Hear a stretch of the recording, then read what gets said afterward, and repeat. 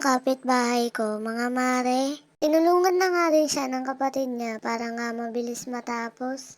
Nakita ko na nga rin yung before. Gusto ko nga rin tumulong dito, kaya naman nag-video muna ako. Tingnan nyo nga yung bahay namin, mga mare, at napakakalat nga. Tingnan muna nilagay yung mga ibang gamit nila. Baba ng higaan namin.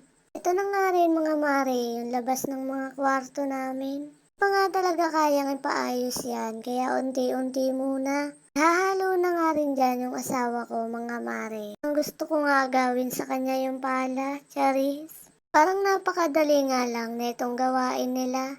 Kaya maya nga lang din, mga mare, at ako na nga yung maghahalo dyan. Sisipag-sipagan nga na naman ako. Nagpatulong na nga rin ako, mga mare, sa pagbistay nito. Akala ko nga, mga mare, madali lang yung gawain nila. Pero napakahirap pala.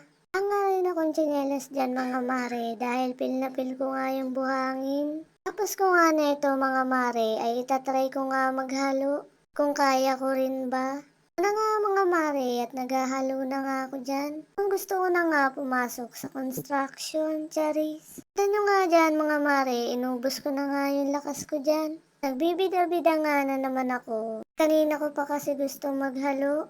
Gaya nga ng lalaki, mare, kaya rin ng babae, sabi nila.